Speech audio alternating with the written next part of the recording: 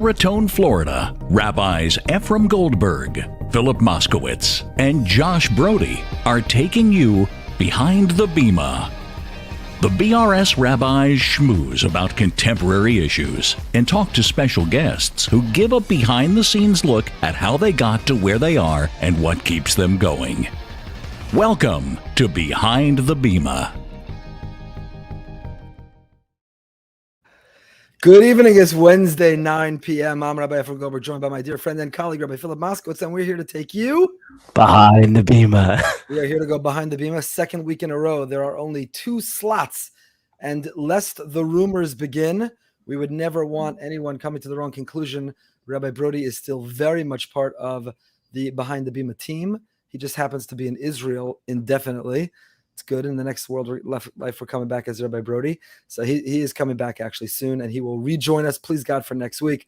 But tonight, again, it is the good tag team of me and Rabbi Moskowitz. So grateful and glad to be together. We have a very special guest. Rabbi YY Jacobson is a special person, an extraordinary speaker, a passionate leader, and there's so much to talk to him about. I hope you drink your coffee tonight.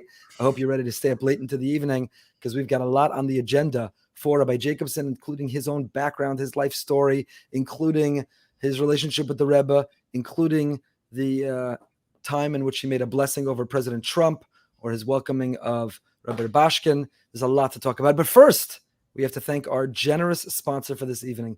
A very big thank you to our sponsor, Karen and Simcha Herman of North Woodmere, in commemoration of the first year this past Sukkot of Shlomo Yehuda Leib Ben Miriam, who touched the lives of so many, including the staff at Medical. Huge thank you to the Hermans, good friends of mine, of ours for a long time. Brother Naftali is an active member of our community, a leader in our community.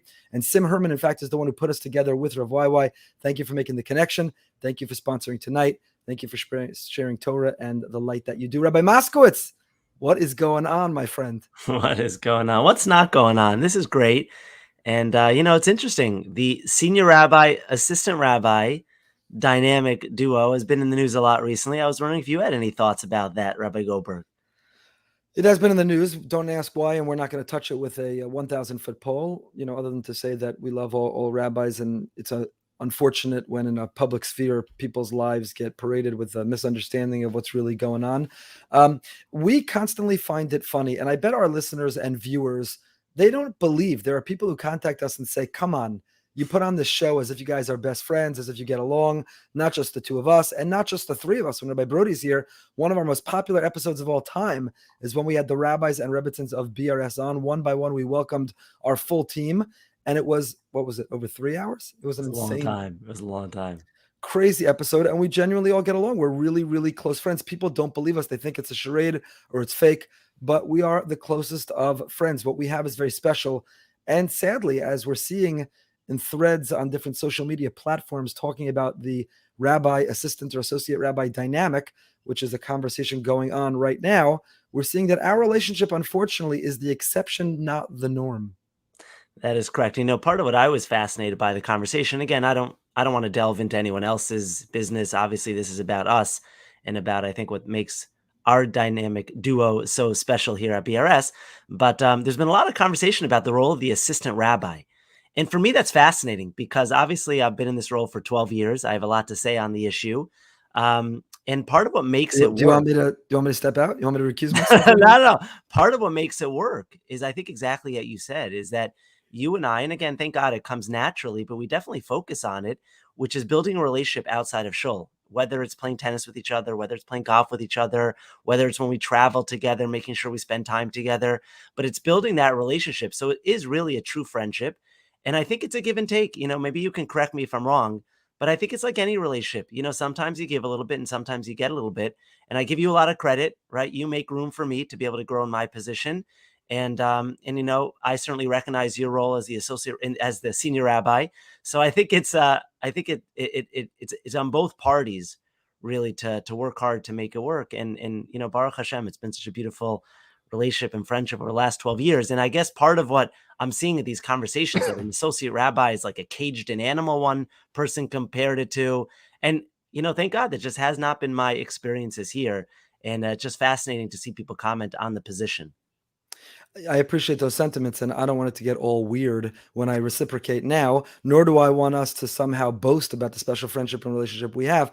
But if our viewers want to know why we think it works, um, first of all, like all relationships in life, it takes work, not in the sense that either of us are working hard, but meaning it takes intention, it takes mindfulness, and it takes a commitment to keep our eye on the ball of the bigger picture than in any particular moment or feeling. And I think the reason it works, and something that I'm incredibly impressed with you, Rabbi Moskowitz, is I think we're very, very committed to the institution, to the cause, to Boca Raton Synagogue, to sharing and spreading Torah. And I think we both try to make it not about our ego, not about our honor, and we try to make that space. I know, and this is a conscious effort or decision I tried to make early on, that when you succeed and you thrive, when people tell me, did you hear Rabbi Moskowitz gave an incredible drasha or an amazing shiur, or he was so helpful to me, I went to him for counseling, I don't feel threatened or competitive. I feel like the whole BRS brand has been elevated, and I'm so proud of who we are, and we're a large place that needs a lot of work. And I think, you do the same thing, which is understanding and trying to work together in partnership, and each of us understanding roles and so on and so forth. So, without trying to boast or put in anyone else's face or criticize anyone else, I think we can be very grateful for what we have. It is unusual. And I just give us both the bracha that it should go on for many, many years to come, which will be because you don't go anywhere. So that is one of my number one jobs each and every year, is to make sure that Rabbi Moskowitz stays here as a full-fledged partner in leading and having a vision and making things happen here. I do want to take a moment. Last week, we said we were going to have those who would take a moment to review on Apple Podcasts would be entered into a raffle for some swag, and we have a winner. We used a random generator, and we do have a winner for the swag, and I'm proud to announce. Can I get a drum roll, Rabbi Moskowitz? The winner is Chaviva123. And let me read to you the review that she left that will maybe inspire you to leave your own, because once again this week, the reviews from this week's episode will be entered into a raffle. We've got amazing swag. We've got car magnet. We've got state-of-the-art hat. We've got beautiful, what are these called? A cup. But there's a fancier word than cup. It's a cup. I don't know. I don't remember what it is. Anyway, her review, Chaviva123, was BTBF, Behind the Bima fan. Hi, I love listening to the podcast. It's fun, funny, interesting, informative, and of course, has great interviews. I specifically enjoyed the show with BD Deutsch and more recently with Alfred Fried. I recommend the podcast to anyone who wants to listen to something enjoyable and entertaining. Looking forward to many more amazing episodes. Chaviva, thank you so much for your kind review. Please be in touch with us with your email address so we can be in touch with you and send you your swag. And everyone else who's listening, trust me, what Rav YY is going to share tonight is gold. Amazing. We want the world to hear it. It's not about us and our banter and boasting a little awkwardly our special relationship. It is about Rav YY and his message, Avram Fried, BD Deutsch, and all the other incredible guests that we have had. When you review, more people stumble upon it and learn from it. And that is our goal. Thank God we make no living. We don't make one penny. We make no profit. This is not our livelihood. We are just in it to get the message and the light of our guests out there to the world. So again, thank you to the Hermans, our sponsors. Thank you to Chaviva123 for that great review. I also want to offer a big thank you to Rabbi Book It. I ran out of another program earlier tonight, Crossfire. One of our local Chabads runs a Crossfire with rabbis across the Orthodox spectrum, 1 minute answers, one by one. He ended it on time as promised and announced. Rabbi YY Jacobson, I wonder if he would have done it if it were another guest. But Rabbi YY Jacobson's on behind the Bima, and therefore we have to end. So big shout out and thank you to our colleague and friend, Rabbi Book It. See, I feel like that's your wheelhouse, the 60-second answers. You were probably right in your zone on that one, right? Yeah, I was in my zone, but I kept thinking to myself what probably everyone else was thinking, which was, if Goldberg could speak in 60-second increments, what takes him so long on Shabbos morning and every other slot? So I'll tell you, I did that a couple of years ago. I found it very stressful. Like, they asked me, what's the Jewish perspective on abortion? You have 60 seconds. And Right. it took me a while to get the answers out, and I kept on getting buzzed, and I found it very stressful, but I feel like you were very good in that context. There were some interesting questions tonight, including, the Aguna issues, or like you say, a Jewish view. But there was an interesting question. Why would a Kohen who has a blemish be disqualified from serving? Is that not discriminatory against the disabled? Interesting question. What's the proper view on that? If you have to walk 3 miles to shul in the summer in Florida, is that not work? Some interesting questions. No, but those are great questions and great conversation starters at like a Shabbos table, when you can elaborate and you can debate, Right. you can have a conversation. In 60 seconds, it's really hard to give those answers in a nuanced way where you're not offending anyone, but you're Right. also communicating and defending halacha. It's very hard to do in 60 seconds. All right, so I've got a question for you, and then we will take the privilege of boy. introducing and welcoming Rabbi YY Jacobson. So today I was interviewed in another context, and there were great questions asked of me I'd never thought about. One of them was fantastic. We should add it to our Behind the Bima questions from our guests, but tonight I'm going to ask it to you. And that is, you ready? Yes. If Rabbi Philip Moskowitz, Gavril Pinchas of 2021 could meet the Rabbi Philip Moskowitz, who's 18, 19 years old, what would you tell him? If you could go back in time, knowing what you know now and how much of life you've lived by now, and you can go back and tell your younger self some advice, what would it be? I have so many things I would tell. I don't even know where to start. Professionally, personally. Take it whatever direction you want. So professionally, I would definitely tell myself to enjoy those years a little bit more and to be more present in the moment. The years of yeshiva, of college, of being able to really invest yourself in learning without any responsibilities. To me, it's very hard to get that back later in life. And even if thank God you and I are in the learning field, but we have a myriad of responsibilities, obligations, children, family, community, Baruch Hashem. Those years of just a purity of learning, I crave and I would love to go back to. And at that stage of life, you're always running to grow up, and you wanted to get a job, and you had to build your resume, and you wanted to start a career. My advice to myself would be take that as long as you can, relish it, enjoy it, savor it, and make the most out of that opportunity to learn. So sorry. No, I was gonna follow up actually and combine sort of that question with what we were talking about earlier, which is if you could tell your younger self starting out as an assistant rabbi, or let's take that not from you. If an assistant rabbi is starting somewhere in the country and calls you Rabbi Moskowitz and says, Rabbi Moskowitz, you're a team player, you're a super success, you could be the senior rabbi of any shul in the world. I'm starting out, I just got a new job, my first pulpit, I'm an assistant rabbi to a wonderful senior rabbi. What advice would you give him?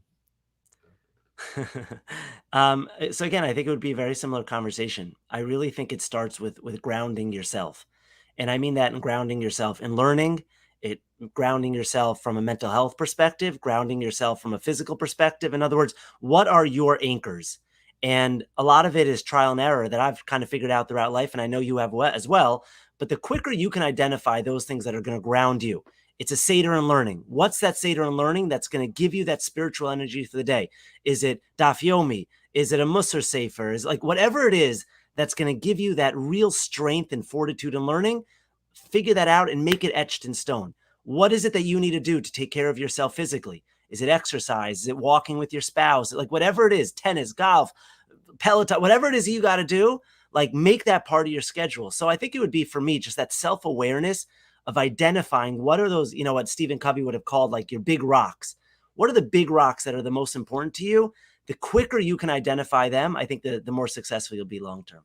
That is great advice, and there's a lot more to talk about that, but we have a lot of conversation to have with Rav YY. So let me introduce Rav YY before we bring him on by saying, although most people here know that Rav YY is one of America's premier Jewish scholars and experts in mysticism, Kabbalah. He takes these complex ideas and is able to reduce them and communicate them in an accessible way. He speaks all over the world, 6 continents, 40 states. He's taught and mentored thousands all over. He is an author. He has a website, theyeshiva.net, where he teaches thousands around the world each and every day. Again, complex topics in the most passionate and compelling way. He served as the editor-in-chief. People don't realize this. Before he was such a prominent rabbi and speaker, he was a journalist. He inherited this from his father, who began, but he was the editor-in-chief at one point of the largest Yiddish English newspaper existing today, the Algemeiner Journal, and he's the spiritual leader of Congregation Beis Shmuel in New York. Rav YY, in 10 seconds, Rav Moskowitz, what are you impressed by? What do you love about Rav YY? Why are you excited to have this conversation? He is an excellent storyteller, and his width and breadth of Torah knowledge is mesmerizing. He's the real deal. That's the bottom line. We spent some time with him. It's not just a show. He didn't memorize 3 good speeches that he gives everywhere. He is the real deal, and it is a privilege to have him. Ladies and gentlemen, without any further ado, Rabbi YY Jacobson. It is a great privilege and a pleasure to welcome one of the great teachers, speakers, educators, inspirational personalities of our time, Rabbi YY Jacobson. Thank you so much for making some time to come behind the Bima with us. My pleasure, my honor. Thank you for having me. We hope that you're feeling better and feeling strong and feeling well. And we want to dive right in. You are a a fountain of wisdom and knowledge, and there's so many ways we can go, directions, things that we can talk about. But let's start with this. Let's start with your obviously Chabad background, the privileged relationship you had with the Rebbe Zatzal, and the role you played as being one of the being a choizer for the Rebbe. The Rebbe gave shiurim that were hours long on Shabbos, and a team of choizerim listened carefully and recorded and shared.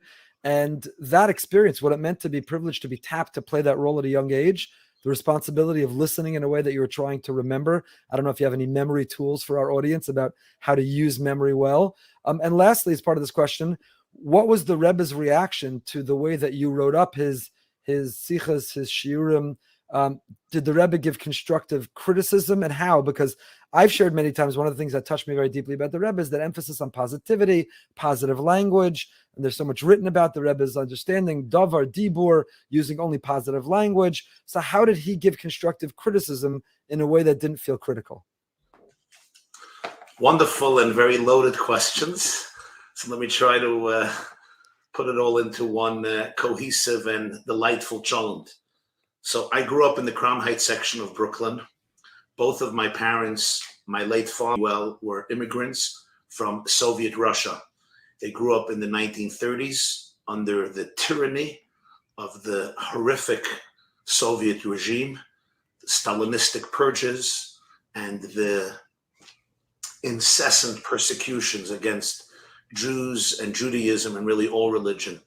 My grandparents were arrested. My grandfather was arrested, tortured, sentenced to death, and then commuted to 25 years in the Gulag. Ultimately, he made it out at the end of the Second World War. And both of the families, separately, with forged passports, Stalin allowed people who escaped from Poland to Russia, from Hitler's armies, to go back to Poland after the war. So they forged documents as though they were Polish citizens. And in 1946, they left the hell of the Soviet Union, where they suffered terribly. My father was a child. He would always share with me the stories of, his father being taken away Friday night after Kiddush. For years, they didn't know if he's dead or alive. In any case, they left the Soviet Union. They came to Europe. They ultimately made it to the United States of America. They built their family in Brooklyn. My father was a journalist for more than 50 years. He worked for Newsweek, for the Herald Tribune. He was a UN correspondent for the Yediot Achronot, which is Israel's largest daily newspaper. He succeeded actually Eli Wiesel, in that position. And then he worked for Yiddish newspapers, and he founded his own Yiddish newspaper called the Algemeiner Journal, which he ran till his death in 2005. My grandfather, his name was Simon Yakubashvili. My real name is not Jacobson. My name is Yakubashvili, which is a Georgian name. He came from a long dynasty of Georgian Jews. They have a tradition that they came there after the destruction of the first temple. Very, very religious, God-fearing Jews living in Georgia, Kutayis. This is not Georgia, Atlanta. This is Georgia, gotcha. South Russia. And interestingly, when he was 18, this is my grandfather, he got a scholarship to go to Italy, from Georgia, Russia to Italy, to study the fur business, which was the family business. And on the way, he stopped in a city called Rostov at the Dan River in Russia. And for those last few years, the fifth Lubavitcher Rebbe, Rabbi Shalom Ber Schneerson, known as the Rebbe Rashab, who died in 1920, he escaped the Germans coming into Belarus during the First World War. He escaped. He didn't want to be under the Germans, and he moved to Rostov. And that's when my grandfather, a young 18-year-old Sephardic Georgian, tall, strong, handsome kid with no connection to really the whole Ashkenazic world, the Hasidic world, certainly, he was on the way to Italy. But Rosh Hashanah, he davened with the fifth Lubavitcher Rebbe, and something touched him very deeply. And he met him and he visited him. And the Rebbe told him then, I think you should spend some time learning in yeshiva, and one day you'll go to Italy. And he felt that that was his place, and he remained there.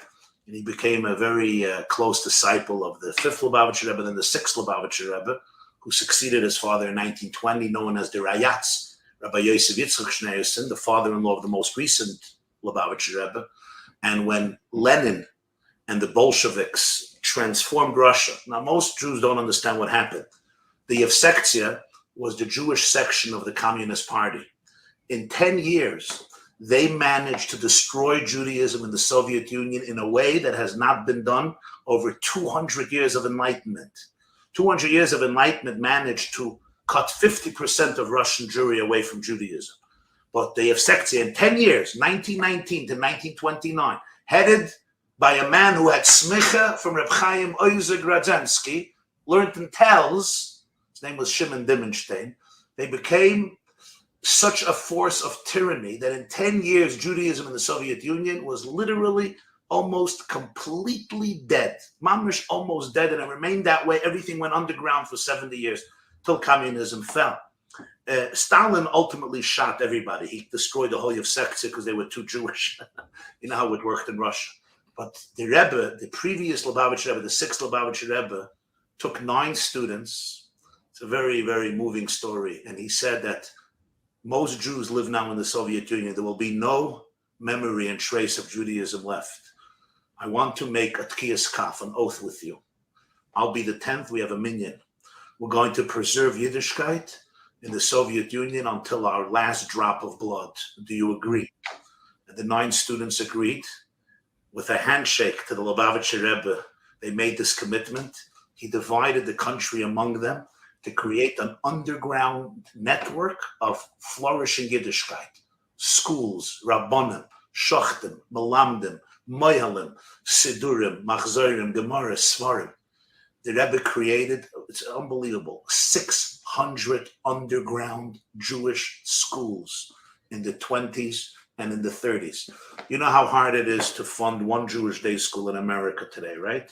Now, this is under Stalin, where you were shot like he killed 50 million of his own people, more than Hitler. My grandfather was one of those 9, and he was arrested. He was tortured very badly. Anyway, the bottom line is he died young with my grandmother. They both died very young, shortly after they left, shortly after their exodus. My father and his 2 brothers were young orphans, but they rebuilt their lives.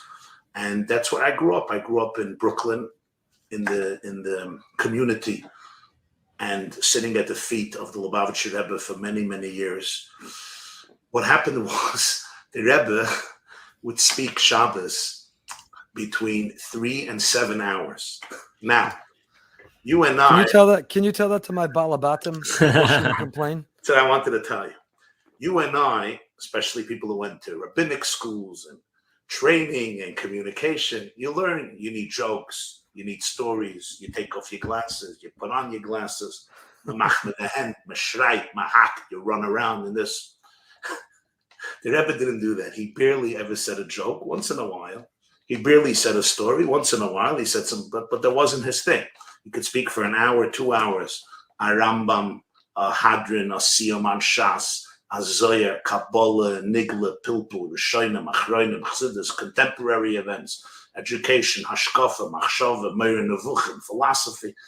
There was a mosaic. You know, his can quote of, he knew the Vilna, he knew every Malbim Baal Pen, every Vilna Gaon, from all segments of Jewish thought. And there was no tape recorder. It's Shabbos and Yom Tov. So it all had to be memorized, everything. And it was history in the making, because we all knew that what he's revealing, he's not going to repeat. And this is unprecedented layers of depth in Torah, Machshava, Hashkafa, inspiration, leadership, about what our duty is today, the nature of our generation. He would combine it all, practical and the analytical, the transcendent and the earthly. And so there was a group already from day one. The Rebbe assumed leadership in 1950 after his father-in-law's passing. And there was a group headed by a man who just passed away. His name was Rabbi Yoel Khan. He passed away last August, at the age of 90. He arrived on a boat to the previous Rebbe days after his passing. He didn't know that he died. So he left Israel to come learn by the Rebbe in 1950. He came to New York and he found out that the previous Rebbe passed away. So he was there from day one. He was a brilliant mind. So he was what's called the head choizer, the main person to memorize and transcribe. But he always trained with him a team of Bachrim or Yungalite who were skilled at this. I was already from the next generation. I wasn't yet in 1950. I was still a divine thought. what they call in Kabbalah, Machshava Hagduma to Adam Kadman. I was born only in 72, but I had an older brother who was part of that team. And when I was young, I guess I displayed some affinity and ability in this field. So I was taken in to that group of the choizer, actually during the last years of the Rebbe, until he suffered a stroke, which was in March 92. But he would verbring every Shabbos. Now you have to understand, Yom Tov, Simchas Torah, Shabbos Bereishis, sometimes he had a 3-day holiday. He would do 4 or 5 verbringings. You're talking about 10, 20 hours. Not a 5-minute speech, not an hour. 10, 20 hours of deep, deep shiurim in Nigla, Chalocha, Kabbalah, Chassidus, Hashkaf, Machshav, and everything. A lot of times current events, Eretz Yisrael, the Jewish world, education, kiruv, outreach, challenges, crises, shalom bayis, whatever it was. One farbrengen can have just a tapestry and a mosaic of hundreds of themes and topics. Then suddenly you say, well, I'm going to make a siyum on Shas. The siyum on Shas for an hour and a half. There's the siyum one day, the siyum on Zvachim, a siyum on Tamur, and he didn't give no notes, and he didn't prepare you before. There was no Chazor Sashir to prepare the materials. And there could be a Maimon Chassidus in the deepest esoteric ideas of Chabad Chassidic spirituality. Did the Rebbe have notes himself? Did he work off of notes? No, he did not have notes. There were a few times that they saw by the song, he had like a few words on a piece of paper. Also, very rarely, he did not speak from notes. And he also would never stand up in middle. You're talking about a person 85, 87, 88, to sit for hours without a break. He could talk, and then they sang, beautiful niggin, and then he would resume the talking, another niggin. The niggin was just a few minutes.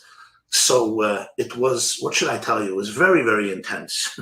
It was not easy. Mitzvah Shabbos was a very, very difficult night. All my friends, good Jewish kids in Brooklyn, you go for pizza. What's the halacha Mitzvah Shabbos? Pizza, the Mahadran do bowling, Mahadrim and a Mahadran do even more interesting things. But certainly it's, Mitzvah Shabbos is a certain relaxation. But till today, my wife knows, Saturday night, I suffer from PSS, post-Shabbos syndrome, because I knew that there's not going to be any sleep for me Mitzvah Shabbos, and probably not Sunday night either. It was very challenging, but also unbelievably rewarding. And we all felt that we're like part of the transmission of history of the Messiah. And if we don't memorize it and transcribe it, it's going to be lost for eternity. So today, there's more than 100 volumes of the Lubavitcher Rebbe's talks that literally inspire and enlighten the Jewish world in extraordinary ways. And most of it is from those transcripts that were written the days after Shabbos. And what would happen was, Mitzvah Shabbos, Rabbi Yoel, Olav Shalom, the main choizer, would gather the chevra, Mitzvah Shabbos, and he would go over everything. He would repeat everything. It took a few hours. There were a lot of arguments and debates back and forth. He sometimes got very upset. He spoke in Yiddish. He was a brilliant man. He could not tolerate ignorance or stupidity. So there were a lot of arguments. The Rebbe said this. No, he didn't mean it. That's how it went. But it was all recorded to the best of our ability. And over the week, it was transcribed, edited. Sometimes the Rebbe would edit certain parts. Most of it he did not edit. He relied on the writers. And it was all published in volumes known as Lekutei Sichos, Teres Menachem, Esvaduya, Sichos Kodesh, many, many, many volumes. You asked about his role as a critic. You see, I remember all your questions. Impressive. Yeah. So I did Al Rishon Rishon. I tried to be a Chacham, a Goylem, and do Al Rishon Rishon, Al Acher and Acher. So I have to say this. The Lubavitcher Rebbe was a very, very kind man, and they used to say he was a gentleman. He was a very gentleman. But when it came to the work on his talks, he really demanded, I can't say perfection, but he was very, very exacting. He was very, very critical. We knew that it wasn't personal. It's because the Rebbe did not tolerate, he did not like mediocrity. He didn't like when people felt they were mediocre. He didn't like when something wasn't done the way it could be because of laziness or because you don't believe in yourself or because if you're timid, because you're shy. And the writers and the editors, it was private correspondence.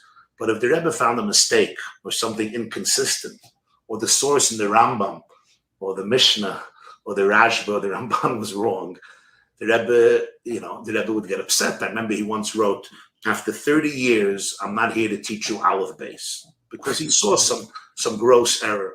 Sometimes he would write on the top of a talk, Mavhil, which means shocking.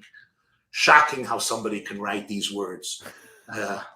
Once he wrote a very sharp criticism, and at the bottom and the end he wrote, Ve'itchem haslicha, my apologies to you. Usually it wouldn't come with that, but the truth is we saw it as a privilege. It wasn't criticism like, your self-esteem is being shattered. It was a privilege that Lubavitcher Rebbe, one of the greatest minds in many generations, should literally take this text and dissect it and erase and delete and add. It was like a privilege just to see such genius and such holiness embodied on paper. It was even criticism of such a person was the greatest self-esteem booster you can get in your life. You probably know the story with the Sfas Emes. It's an amazing story. The Sfas Emes was an orphan. The Chidushei Harim, Rabbi Efrem, the first Ger Rebbe, lost every child besides a daughter in his lifetime. He had 12 children, 13 children. It's unbelievable. One daughter survived. And one of the boys from Mordechai left the Sfas Emes, Rabbi Yehuda Aryeh, so the Chidushei Harim raised him. And there was the condition he had to wake up early in the morning, and he would learn for a few hours and daven, minig and ger. Once the Sfas Emes was learning all night, so he overslept Shachris. So after, when he woke up, the Chidushei Harim called him with his chavrusa and said, where were you for Shachris? So Shachris doesn't answer. Chidushei Harim gives a whole drasha how you don't miss davening. So the chavrusa asks the Sfas Emes, he says, why didn't you tell the Zayda you were learning all night? Why didn't you tell him? So he says, in Parashas Matos, you have the longest speech of Moshe Rabbeinu in the whole Torah. The Bnei Gad and Bnei Reuven tell Moshe, we want to settle in the Transjordan. Right? So Moshe Rabbeinu gives them a Musa speech. You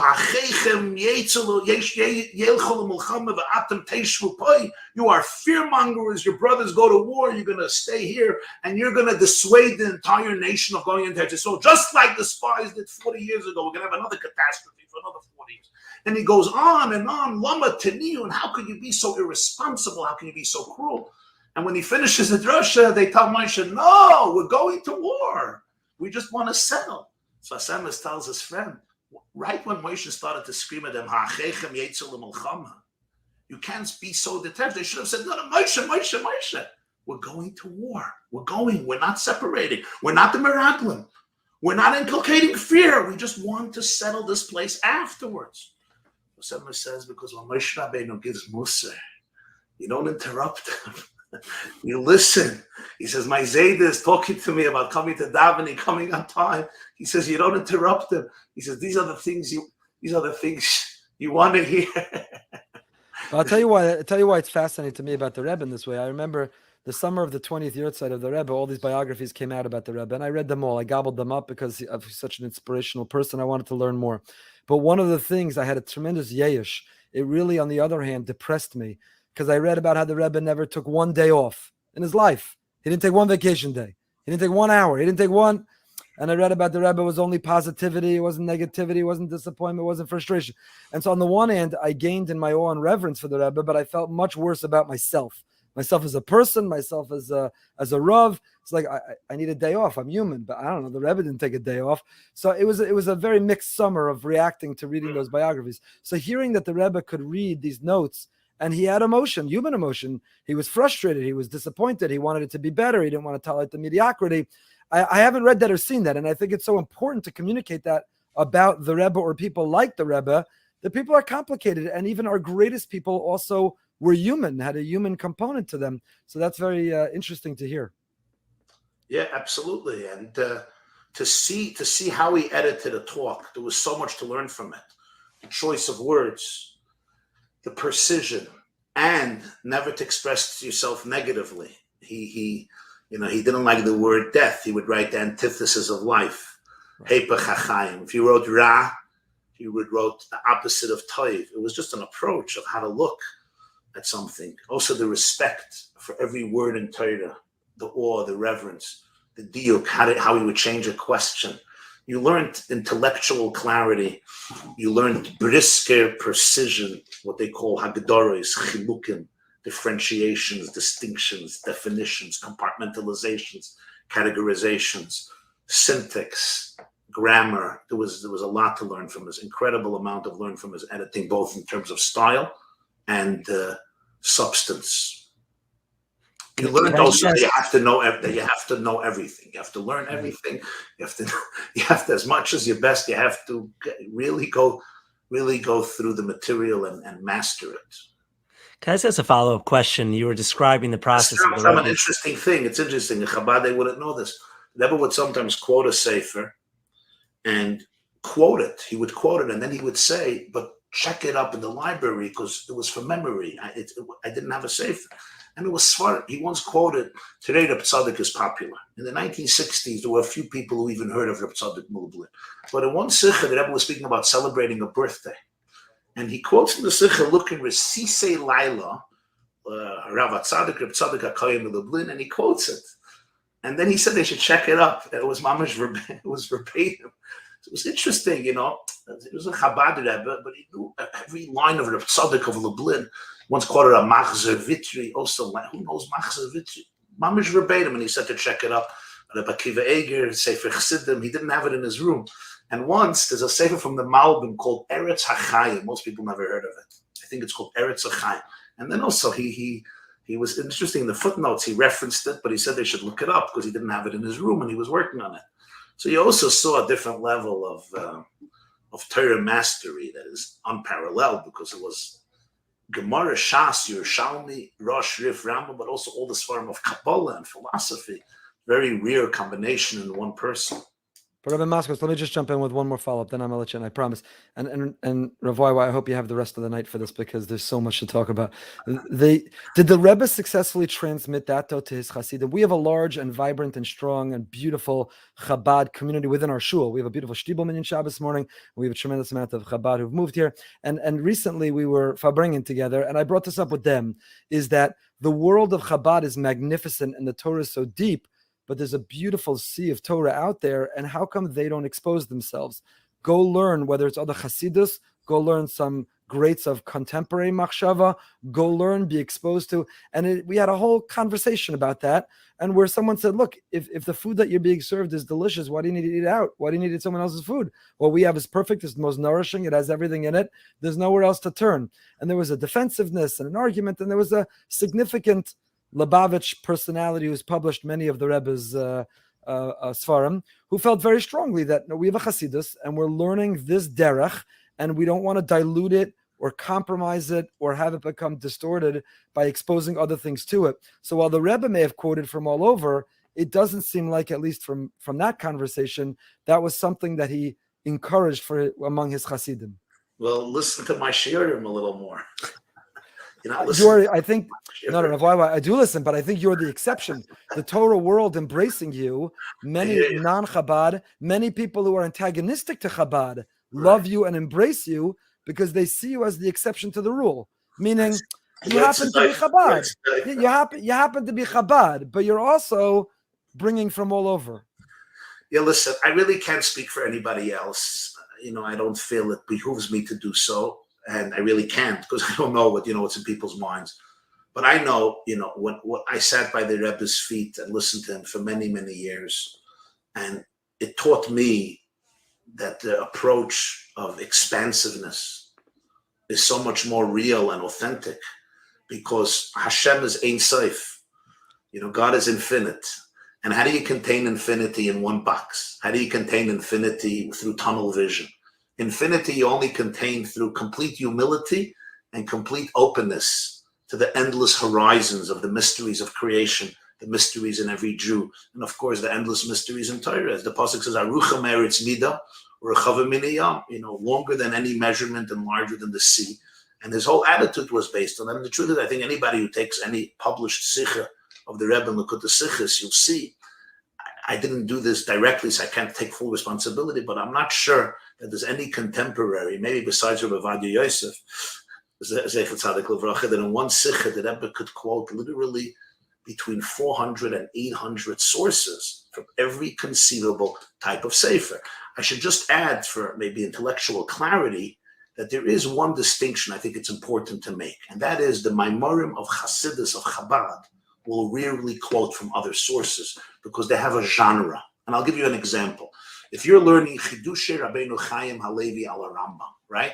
Or Chidushei Hagriz, talking the brisket Torah, you will never find a Klei Yakar quoted. Right? You'll never find in Bircha Shmuel him quoting Ur HaChaim or Klei Yakar. Why the Chaim didn't like the Klei Yakar? I don't know what he held about the Klei Yakar. The Klei Yakar is a special commentary. The answer is it's a genre, right? Chidushei Hagrach is a genre. Chidushei Hagriz is a genre. Just like Rabbi Soloveitchik, the Rav, Shiurim L'Zecher Abba Mari, or his Kotzim Chidushei Torah, or his Rishimus on Shas that came out in last years. It's a certain genre called the Brisker Derech, the Brisker Mahalach. It's a certain style, and the Klei Yakar doesn't really fit into that. Chabad Hasidus is a all-encompassing, holistic shitta developed by the Baal HaTanya based on the Magen and the Baal Shem Tov, and the Maimorim are a certain genre that represents the Chabad shitta of Hashkafa, of Machshava, of the Yahadus perspective developed by the 7 generations from the Baal HaTanya all the way to the Rebbe. So that genre is self-contained. Like the Rebbe in his Maimorim wouldn't just, quote from here or there because of a certain style. Yeah, he would quote Noam Elimelech, he would quote Kedushas Levi, of course, the Baal Shem Tov, the Magen, and some of the greatest Hasidic masters outside of Chabad of the first generation. But over there was, and there is, a certain style that is defined by the teachings and the style of the Chabad Rebbes. So I think maybe over there could be some confusion. Understood. Rabbi Monsey. Okay, if I could just take us back to the original conversation. Sure. I'm mesmerized by the number of hours that the Rebbe gave a sicha, and having been to one of your shiurim in person and listened to many online, you're not giving shiurim in tidbits. And I say this l'shvach, right? Your ideas are thought out, they're developed, they're articulate. Double speed was created. Double speed. Double speed was created for me. No, but I think it's l'shvach, and I'm wondering, in society as a whole, where we have reduced so much to sound bites, into little memes, into one-liners, you specifically have chosen not to take that path. You give your shiurim, you develop the ideas. That was clearly the mahalich of the Rebbe, of giving long, drawn-out, well-thought-out ideas. I'm wondering if you have a comment on what that's doing to our society, first of all. And I think even within Torah learning, I think we're seeing that, right? Someone says a vort, they quote this, they quote that, but they're not looking at the source inside. They're not developing a mahalich. Yeah. They're not developing an idea. I'm curious your thoughts on that. Yeah, listen. People have always told me, and I'm talking about very close people, they said, you speak long, get up 5 minutes, 6 minutes, 10 minutes. You say a vart and you sit down. And I understand that. Say nobody's going to listen, nobody's going to internalize. But I appreciate what they're saying. And that's why I cherish, WhatsApp clips. And I have some of my people always doing clips because some people just want 60 seconds. Gesundheit, a fast vart, a fast maisa, a nakuda, a little music, a little animation, and they get their inspiration for the day. So be it. We like to be there for every person according to their capacity. But I know for myself, and for me, it's actually respect. I know for myself, when I hear or read something that's well thought out, built up, I know from the Rebbe hearing how he would build an idea. He gave once a hadron on Rambam. He made us see him on the whole Ram, the whole Mishnah Torah of the Rambam. The way he built it, he spoke for close to 2 hours, and then he continued the next Shabbos, the next Shabbos, the next. The way he built it, the questions, the mivna, it was architecture, literally art. You build the foundations, you put up another floor, another floor, another floor, and then you hit the peak. And then we can appreciate the expansiveness of Torah, the broadness of Yiddishkeit, the godliness of a pasuk, of a Maimon Chazal, of a sugya, of an inyan, of a halacha, of a shitta. So to say just because we live in a generation of sound bites, and we live in a generation where half of us have been diagnosed as ADD and ADHD, and all of the other wonderful definitions and diagnoses, which, by the way, have some milas. I gave it a shiur last Shabbos, and there were a bunch of bachim from a particular yeshiva. They call themselves ADHD yeshiva. Fine. They sat, and a guy came over, one of the bachim came over to me, and he said, I'm ADHD, but you could have spoken another few hours. I said, how if you're ADHD? He says, listen, we ADHDs, so what he told me, he says, we get bored fast when it's boring. But when somebody touches the spot, When you get into my soul and you're dealing with what I'm really dealing with, we could listen for 6 hours because we get turned on deeply. It was a very profound thing he was telling me. So I have found that, yes, there's a lot of jokes about sound bites, and it's true.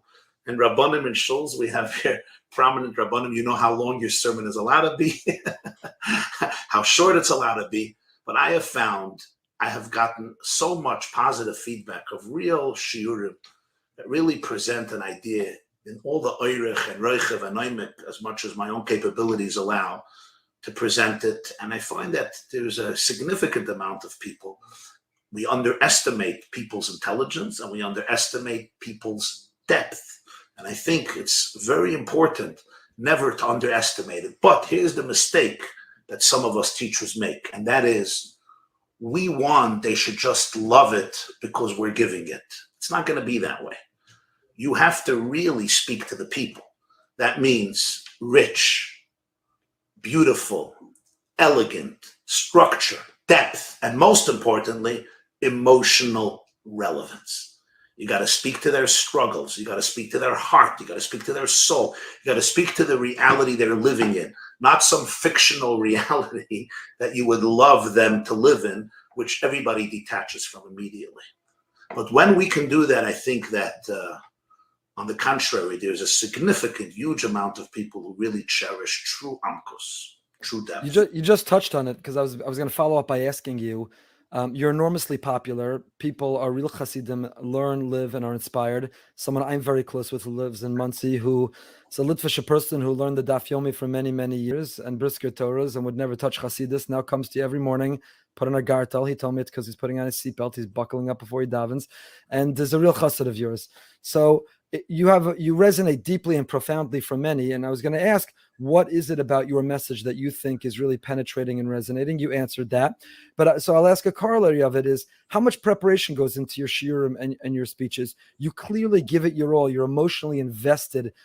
Tell us about the mechanics of how to tell a good story. Half of the meaningful minutes are you, because you have mastered the art of telling a story, the same story that many others are trying to repeat over, copying Rav YY. They're saying the story, it falls flat, it's an airball, they can't say the story. You tell that story, and it's a room full of people, they're a puddle of tears. What are the mechanics of telling a good story? How much prep goes into these shiurim? And what is it about the style that's resonating so deeply? You mean it's not because Nachi Gordon likes my looks? That too. Okay. Thank you. I appreciate that very much. I think that you asked me how long it takes to prepare. So, it's maybe cliche, but it's the truth. I'm always preparing. I never stop preparing. Meaning, sometimes for a particular drasha, I could prepare 5 minutes, but I've been preparing for years. Sometimes I need a few hours or a few days or a few weeks to research. But I'm always preparing, meaning I'm always trying to learn and trying to grow and trying to stimulate my own mind. I once received spectacular advice from Rabbi Adin Steinsaltz. You remember Rabbi Adin Steinsaltz, who wrote 70 Svarim, the first translator of Gemara before anybody else, Rabbi Adin Even Yisrael, who passed away last year at the age of 83. And I once went to Eretz Yisrael for speaking, and I went to seek his advice. This is 20 years ago. And he told me something very special. He said, he was a very sharp Jew. He talk about criticism. He knew how to cut somebody down if he wanted to. So I asked him advice. I said, you have been speaking for years. You've been writing Svarim. I'm just starting. This is more than 2 decades ago. It was Shabbos afternoon in his cottage. He had a little garden behind his home in the German colony in Jerusalem. The sun was setting. He sat me down on the stem of a tree, and he sat on some other stem of a tree.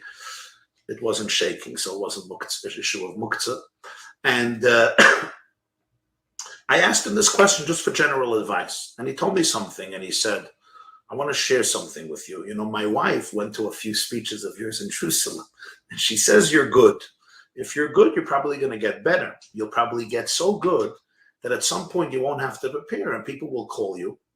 And you won't even have to know the topic. When you get up to the pulpit, you'll see a flyer on the pulpit, and it's going to say marriage, education, psychology, fear, happiness, abuse. And you'll open the filing cabinet, and you'll take out the, canned speech, and you'll speak for an hour. You'll get a standing ovation. They'll give you a check, you'll go home and everybody will be happy. He says, and you'll do this professionally and you will do it impeccably. He's telling this to me.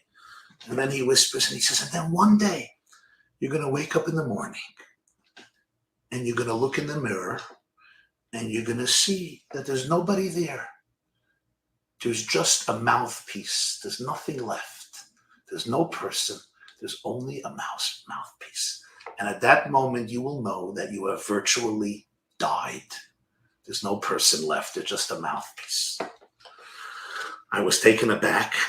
And he was basically saying that what happens to many is they just become copies of themselves. You know, everything is canned. Everything is prepared. So I have to interrupt this with one of the, this is how I speak, one of the best insights of the Kotzker Rebbe. The Medrash says in Koheles that we have different seasons in life, right? When we're born, we're treated like kings. He says, then we become like pigs, searching through the garbage. He says, then we become like goats, jumping around everywhere. He says, at 20, we become like horses, grooming ourselves, looking for a beautiful woman. He says, then we become like, like donkeys, schlepping all day to make a living. He says, then we become like dogs. We need a chutzpah, barking to be able to pay all of our bills. And then when we become old, we become like chimpanzees. Asks the Kotzker, there the Medrash doesn't explain why. Harehu kekayf, hiskin harehu kekayf, Medrash koheles rabba. Why when we become older, we become like monkeys or chimps? So most say because, you know, we make tricks. We do imitations for the Einiklach to entertain the grandkids. Kotzker Rebbe says something so profound. He says, when you become older, you often become like a monkey or a chimp or a gorilla, imitating. He says, who do you imitate? You imitate yourself. You went into a certain mold. This is who I am. I'm not changing. So once I hit 50, 60, 70, 80, I'm just imitating myself. I daven today because I davened yesterday. I go to shul today because I went to shul yesterday. I learned Daf Yomi today because I learned yesterday. I celebrate Pesach because I celebrated Pesach last year. Just like I brush my teeth today because he says you become an imitation of yourself. No creativity, no newness, nothing fresh. So this is basically what he was telling me. You're going to become a monkey. You know, you'll copy yourself. You'll get your check. It's nice. But you'll know that you're a dead man walking. So I asked Rabbi Adin, what do I do? What do I do to avoid this? This is almost 25 years ago. He said, what you do is you don't stop learning. You don't stop challenging yourself. You don't stop exploring new things that you never knew about, that make you learn more about your emotions, your heart, your brain, your mind. So what are you learning? Tell us what you're learning now. What are you learning now and how are you challenging yourself? So this was amazing advice. So really, I just constantly try to learn. Today, excuse me, just an example. I mean, I'm learning Masechta Rosh Hashanah like many other Jews. Excuse me, and I gave shiurim on the whole Masechta Rosh Hashanah, but it's still always a new Masechta every time you learn it. You know, I have my shiurim. The Lubavitcher Rebbe instituted a Shir Rambam that is an incredible, it's one of the best kept secrets in the Jewish world. Learning through the Rambam, people don't realize there's an unbelievable way of mastering Yiddishkeit in a way that you can't get it from other Svarim, because nobody besides the Rambam categorized all of halacha in an organized way, even halachas of Mashiach and the Beis HaMikdash, in the most systematic, organized way. There's a certain mastery of Torah that is available to everybody, even people who can't become Pekiyim and Shas and all the Pratim. That's incredible. So those are very refreshing shiurim for me that constantly, you know, daily Chumash we have by us. It's called Chitas, daily Chumash, daily Tehillim, daily Tanya. You know, just learning the Parsha with the Mefarshim is something that a lot of Jews forgot about. You know, they go right away to deep stuff. It's embarrassing. I quote a pasuk in the Parashas HaShavua, and nobody could finish it. People stopped learning Tanakh. Just the Parsha was like, every Jew knew it. It says, should learn Rashi also. So just these types of shiurim. Then I have my own shiurim, whether, excuse me, in Nigla, meaning in Halacha, Gemara, Rishonim, Achronim, and other elements, Machshava, Hashkafa, Kabbalah. I learn a lot of Hasidic works, Kabbalistic works, Hashkafic machshavik works from nearly all segments, and I always try to explore. And the truth is, every year you learn it again, and there's more and more and more. The fifth Lubavitcher Rebbe, the Rebbe Rashab, once said something about the Chumash, and he compared the Tanya to it. And he said that, he says, the Chumash is learned by the Gadol Shebegdalim, by the Katan Shebektanim, by the greatest of the greatest, and by the smallest of the small. And he says, everybody understands something, and nobody understands everything. You know, you read the story of Lot and his daughters. You know, you read the story of the Akedah. How many times can you read the story of the Akedah? 100? I could read it 100 million times, and every time I'm like, wow, how did he do this? What was he feeling like when he went with Yitzchak? And every year it's a new story. Every year it's a new story. I just learned today a sikh of the Lubavitcher Rebbe in Likutei Sichos Parshas Vayera explaining the shita of Rambam and Achnasas Archim. The Rambam's Geder in Achim. The Rambam doesn't call it Achnasas Archim. The Rambam in Hilchas Avol Perik Yudal says mitzvahs asay lelavos ha'archim.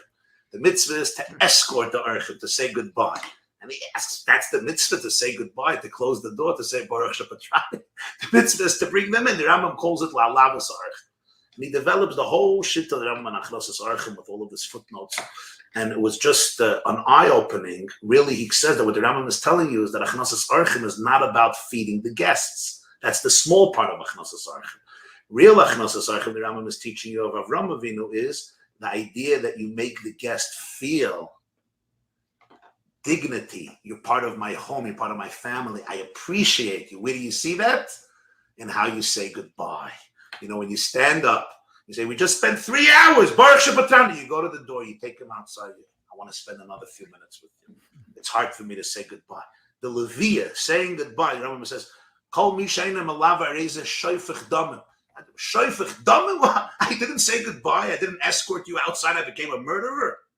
So the first should say because he could get killed in the street. I said, what about it in Boca Raton? Baruch Hashem. What about in Monsey, in a bar park? You're not talking about the wilderness in every place. The Rebbe says, Kilu Shaifech Dameh, because when you make the guest feel that he was a burden, it's a form of emotional murder. You know, it's just, my point is that our Torah is so infinite in every aspect of it. And I think our world and the Jewish world and our youth deserves to smell, sniff, and experience the taste of the infinite, divine, limitless richness of Torah, the Nigla and the Pnimius, because that mosaic, that integration, it changes lives, it uplifts the world. Do you ever learn just for yourself, or it's always to give over to other people? In other words, is there a limud that you say, this is... Yeah, most of my learning I learn for myself, but as I'm learning for myself, you know, I think, I reflect, I meditate, and something comes and I said, this is the next year. You know, I opened up Friday morning. I'm just an example. Svasemes, Parshas Vayera. I love the Svasemes very much, especially that I'm privileged because the Svasemes is so cryptic and so concise. Most essays or classes or svarmes on the Svasemes, I don't think they really understood him, because I think it's very hard to understand the Svasemes if you don't have a good background in Chassidus. And the Balatanya explained Chassidus with Chachma Bina Das. So I have an affinity with Hamas because I feel that I can understand it based on what I learned from the Balatanya. So I just opened a Svasemes. You know, he's so brief and so concise, but he says a line. Hashem tells Avram Avinu, leave your land, leave the birthplace, leave your father's home, go to the land that I will show you. So Rashi says, why couldn't Hashem just give him a destination? You know, just say, where you going? No, Ela Aretz Asharek. You know, why? What, you don't forgive Moshe to put into Waze or Google Maps where he has to go, and let him go. It has to be a mystery. The Svasemes says one line there, just one line. I don't know if last year I would have understood it this way, or 5 years ago, or 10 years ago, because, you know, you read things from your own vantage point, right? Everything is also subjective. We read things with our own eyes and our own mental state. But he says there that Hashem couldn't give him a destination, because then it would be the opposite of the whole point of what Eretz Yisrael is. Eretz Yisrael is not a geographical location only. It's also, it's an existential state. Can you give up living a life where you have to control and predict and expect everything, and allow the infinity of life to navigate you, open yourself up to the destiny that God has in store for you, not to get stuck in what life has to look like. I'm looking at this, and I think, you know how much psychological wisdom lay in these words for people today? Because everybody's life changed. Everybody. Rich, poor, influential, simple. Everybody's life went through upheavals. I'm not just talking about because of death and illness. Even people who, thank God, were safe during the corona. But everything changed financially, emotionally, psychologically, spiritually. You know what happened with the youth over the last 18, 20 months? In terms of addiction, in terms of mental challenges. You know, every family is now, you guys, you are rabbinic leaders, so you know what I'm saying very well. And people need to be able to get comfort and strength and stability. So if I get up Shabbos at the drush and I start off like this, you know, there's a vart on the parsha, I lost 90% of the crowd. Especially people who are emotionally sensitive. They are what we call HSPs, you know, highly sensitive people, right? But if I start off and I say, you know, everybody, each one of us have had a dream of what our children are going to look like. How much of that dream has come true in your life? Everybody is in, because it happened in every single family. Everybody has that 1, 2, 3, 4 children. You had a dream, you know, next to Rabbi Kiva, right? Okay, not Rabbi Kiva, next player, Yeshua at least. But whatever it is, the dream is not working out exactly that way, to put it mildly. Everybody is in. And there's the teenagers that say, you know, what did you dream of your life? How is your life working out? And then I discussed the Sfas Emes, Ela Oretz Hashareka, the security and confidence of never getting stuck in what life is supposed to look like, but really opening yourself up to endless opportunities, because that's the only way you will live the most meaningful life. It's those experiences that you could not plan for. You know, they say a line, there's 2 people who fail in life, people who don't have a plan and people who stick to their plan. You got to have a plan, but the worst thing is when you stick to that plan. Then you got to take the plan, throw it in the dustbin. For that, I can't be uptight. For that, I can't be egotistical. For that, I can't be insecure. I really have to open myself up. And I just have to tell you that the emotional feedback as I'm talking from the people is just incredible. Always more from the women than the men, as we all know, because, you know, women just have that touch for MS, and God graced me, and I realized I have the greatest story for this. Last week died a man by the name of Avraham Jacobowitz. You read about him? He called himself Eddie Jaku. He lived in Sydney. He was 101 years old. He escaped from Auschwitz, was shot, went back to Auschwitz. He escaped from a death march and hid in a ditch, eating snails for 6 months, lost his entire family. He grew up in Leipzig in Germany. He published his memoirs at the age of 100, and he titled it, his book, The Happiest Man on Earth. He titled himself, I Am the Happiest Man on Earth. And I asked him, he loses his family. He ends up with nothing. He was in Auschwitz. He was beaten and tortured. A real Holocaust survivor. He was 101. He died last Tuesday, Vav Cheshvan.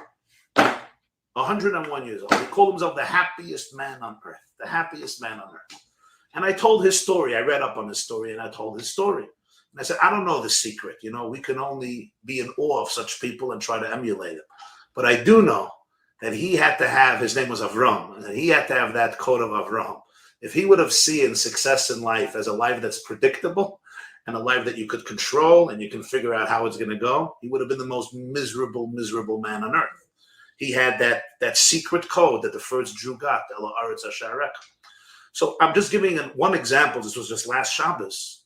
You know, there was a huge group of people, men and women. And there was a bacher there from Waterbury, wonderful Waterbury yeshiva, blessed yeshiva. And he told me, he says, last time I sat at a shiur for more than 5 minutes was many years ago. So I said, what made you sit here? And he said, because it was real life.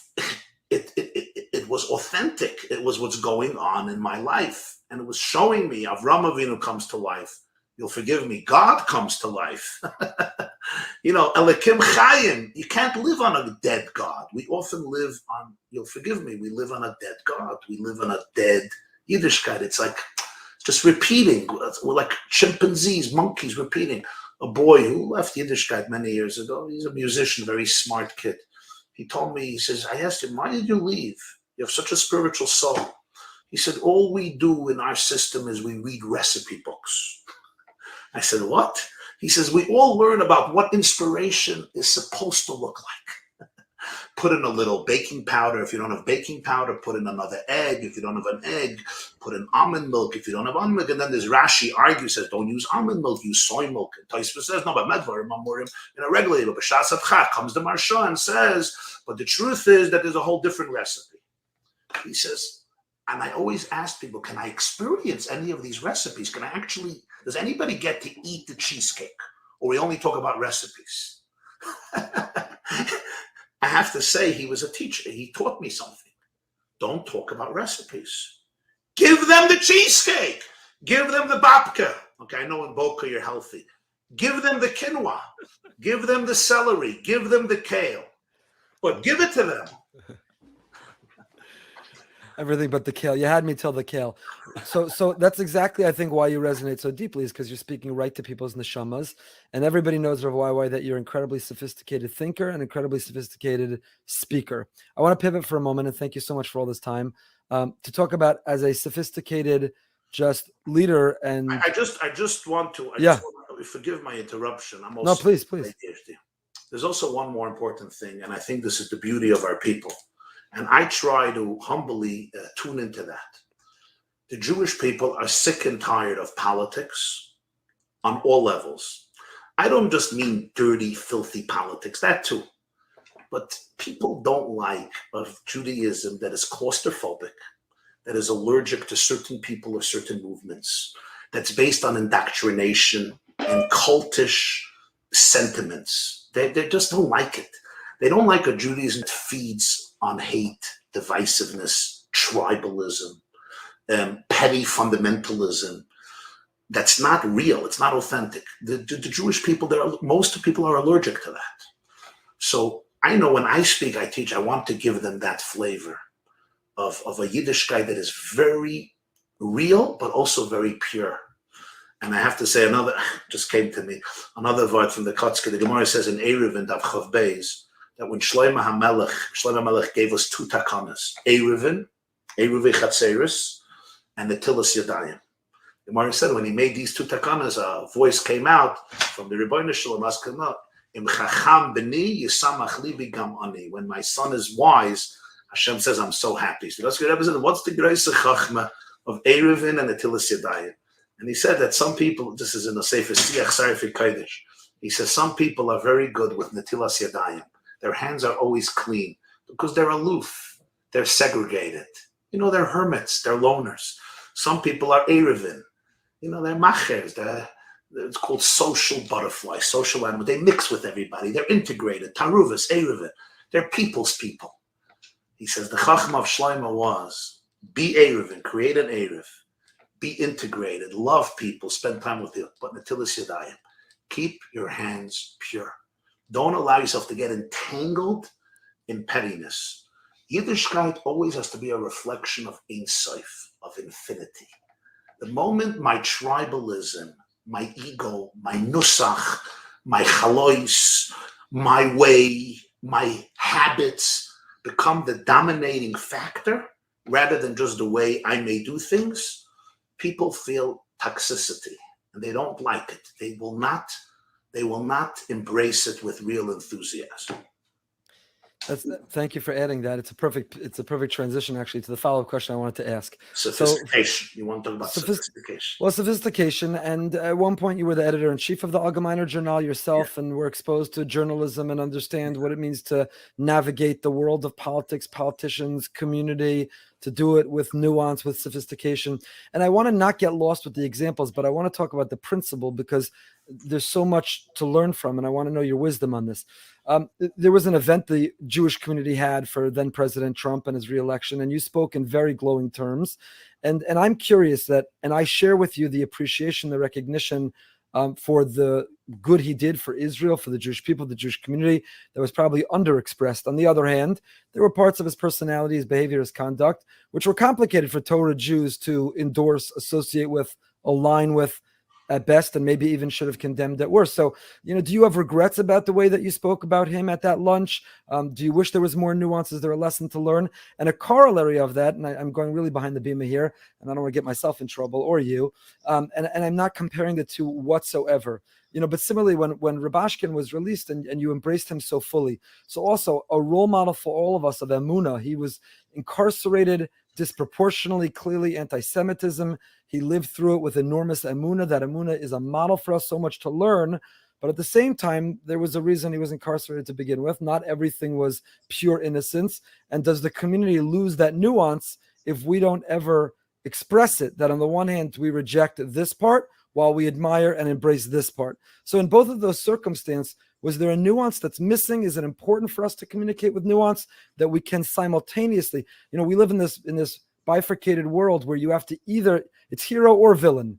Which box do you neatly fit in? You're either the worst or the best. And I live in a world, I think you live in this world of nuance, that there are parts we can admire, while there are other parts that we could be highly critical of, and that nuance. So in both of those cases, would you amend? Do you still stand by the way that you spoke about them? What can we learn from you about them? Right. Well, wonderful and important question and challenging question. So in terms of Al Rishon, when I introduced former President Trump, I don't know if you know how it came about, but it may be interesting. I gave a speech here in Monsey. It was a Shavuos shir and speech, and I spoke about the importance of gratitude to every single person. Hakaras HaTov, and I spoke about the gratitude that I felt the Jewish community in Israel and abroad owes to the President of the United States. And one of the participants in the shir, a man named Lazer Shiner, who's a well-known and great Jewish philanthropist and a personal friend, and the builder of our community here, known as Or Chaim in Monsey, heard the speech, and he called the White House, and he said he wants to make a lunch and thank President Trump and show support. And I didn't know about this, but around 2 years later, he calls me one day and he says, your speech inspired me, and we're having 400 people honoring Trump and supporting him. And I want you to introduce him since you gave that speech and you inspired me to do that. So I said, great. And I have to tell you, dear Rabbi Efrem, that I received some very harsh criticism, very hard, as you can imagine. One person wrote me an email, a Jew, a fine Jew, let's call him a very liberal and progressive Jew. He said, I was your student for years. I listened to you. I learned from you. I cannot trust you anymore. You have desecrated the most basic values of Judaism and ethics and humanity. I can't believe that a rabbi and a person of your stature would do this. You have disappointed me terribly. I got such emails. I did get such emails. But I have to say, I wrote back respectfully and explained my position. I even published an article the next week in, I think, Mishpacha magazine explaining. But I'll tell you what I told him. I don't regret what I did. For 3 reasons. Reason number 1 is the Rebbe told Moshe to show honor even to Pare. It's a Chazal said, Tziva lachlik kavod malchus to Pare. Even he told Eliyahu Hanavi, you're going to Achav, who was a heinous criminal. Haratzachta v'gam yarashta. He and his wife Izevel show him honor. Why? It's not because Pare and Achav deserved honor. They were brutal tyrants and sadists. It's because the throne, the position, there's something called malchus. It's respect for the country. The king may be benign. The king may be a heinous criminal, and we pray for him departing every day. But it's a respect for the country. It's a respect for the people. The king represents the people. So I said, Kol shekin v'kal v'chaim, when you're talking about the seat of the President of the United States of America, there's something called kavod hamalchus that goes beyond this president or that president, number 1. Number 2, I said, in this case, I'm not glorifying somebody as a god and calling them impeccable and flawless, but I am going to express my profoundest gratitude when I see somebody standing up to the bullies of the world who will delegitimize Israel every single Monday and Thursday, who warned that moving the embassy to Jerusalem will become a third world war. And he stood up to all of them, who cancels the horrific deal that was giving the Hitlers of our day $150 billion to create a Holocaust of 6 million Jews, not in 5 years, in one day. Somebody to cancel that deal? Dayenu, just to cancel the deal with the Hitlers that Holocaust survivors in our generation had to hear 75 years later, that we're going to wipe out 6 million Jews in Israel in one day. They had to hear it, Auschwitz survivors. Just the fact that he canceled that deal, or canceled sending $300 million a year to the Palestinian Authority that went to the families of shaheeds, of terrorists, that we, taxpayers' money, was paying people who stabbed Jews dead in Jerusalem. We're paying the families to encourage these martyrs, that there's going to be enough money to marry off their children. Kedas Muhammad Islam. This man canceled it. I thought to myself, as an individual Jew, I owe him gratitude. Doesn't mean I agree with his English grammar or syntax. Doesn't mean I believe in the way he gives over his speeches. Doesn't mean he's a tzaddik. Doesn't mean that he doesn't struggle with his own demons and skeletons and flaws and has his challenges that I hope, like me and everybody else, he can repair one day. So I thought that's an extremely important point, and therefore I was very proud of it. And the third thing is, I thought about one thing and one thing only. That was my ultimate, I also consulted some people before I took it, but I thought about one thing and one thing only, and that is, as our grandmothers would say, is it good for the Jews? Is it good for Israel? Meaning, the day after the reception, and I'll do my thing. There'll be pictures, WhatsApp clips, will go around all over the place, fine. I'll have my moment of fame and criticism. Life moves on afterwards, right? What happens the next week? When the President of the United States feels such glowing hakaras hatov from 400 people with yarmulkes, so they're not bashful Jews, will it persuade him to create policies, to cultivate policies that will help the security of our people, Am HaYoshev B'Tzion, in Israel and around the world, fight anti-Semitism? Will it ultimately bring goodness to the world? And my conclusion was, absolutely yes. And I have to say, for those who know, that the weeks after this reception, he has given speeches and allowed for policies to happen that were simply for the benefit of Israel. And for that, I think we have to be, grateful and thankful. I also want to say one more thing. This was just on a personal note. I'm a little bit of a history buff. I was standing behind stage with the president, and he was flanked by 2 Orthodox Jews, Berkowitz, the yeshiva graduate, and his son-in-law. One of them with a yarmulke. He came out to the audience, and there were 400 Jews. Everybody was wearing a yarmulke. And I literally shed a tear. And I'll tell you why. You know why. When I saw the number 400, it just brought me back to October 1943. 400 rabbis came to see President Roosevelt, including you had Reb Moshe Feinstein, Reb Blazer Silver, Avram Kalmanovich, great Rabbanim, 400, to persuade him to do something to save European Jewry. And what happened?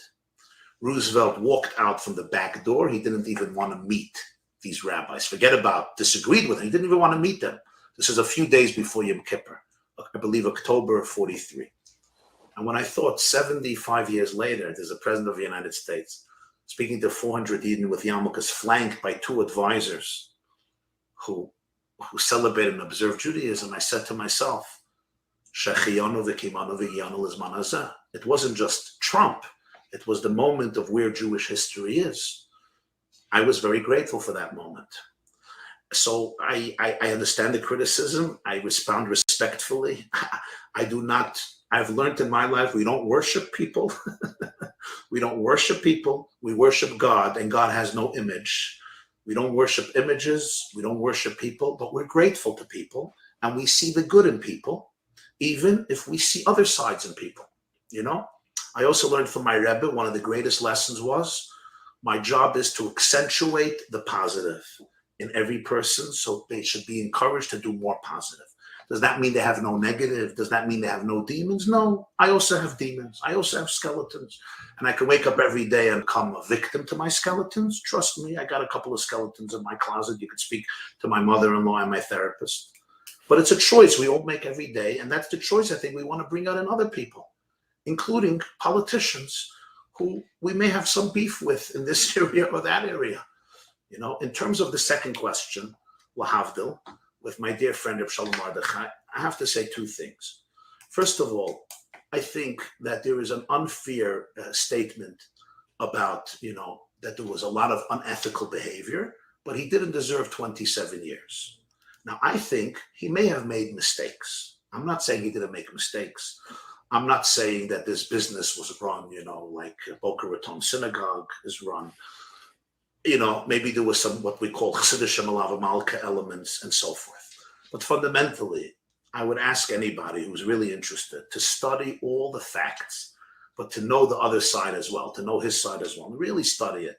And we'll see that the levels, even if there were mistakes and there were errors, and I'm not saying his business was run in the most saintly, perfected fashion, the sentence that was given to him was saturated with anti-Semitism, with bigotry, and with horrible, horrible Jew hatred. And therefore, I feel that even if somebody, and it's important to acknowledge mistakes and not to glorify every behavior of every person, but Shalom Mardechai, he may have made some mistakes, but fundamentally, you're dealing with an ehrliche person, an honest person, Yirei Shamayim, an ehrliche person, not just saying a Hasidic guy who likes farbrengen and dancing, that too. But you're talking about an ehrliche person who may have made mistakes, and I know some mistakes that he made. And the level of sentencing was a completely different level. And I felt that the dancing of so many Jews when he came out of prison, there's no chash that people are going to learn from that. Oh, you're supposed to break the law. I did not feel that way. I feel that Klal Yisrael has an immune system. And it's healthier than we imagine. It's healthier there. I just want to tell this. It's an interesting thing. Stam Hanayzvar, people don't know this. You told me that it was the 1940s. The Lubavitcher Rebbe was not yet Rebbe yet. His father-in-law was alive. He came into the Beis Medrash in 770. There was a bacher learning Pnei Yeshua. His name was David Edelman. He was then a rabbi in Springfield. He passed away a few years ago, Rabbi David Edelman. He told us to me, he said, I was learning Pnei Yeshua. I asked him which Masechta he didn't remember, the early 1940s. And the Lubavitcher Rebbe walks in, he sees he's learning Pnei Yeshua. He starts, the Rebbe knew Acharonim very, very well, or Shainim too. He starts schmoozing with him on the Pnei Yeshua. Okay, it was a nice schmooz. And the Rebbe says, do you know that this Pnei Yeshua wrote other Svarim? He says, I didn't know. He says, do you know the names of the other Svarim? No. Most Yeshua don't know the name of the Pnei Yeshua either. But the Rebbe, you know, so he says, the Pnei Yeshua wrote other Svarim, but you know, nobody knows about them. They were not Neskabel, but Tfutzis Yisrael. They just did not circulate. He says, the Pnei Yeshua did. Every yeshiva liked Pnei Yeshua. Some people like Pnei Yeshua more.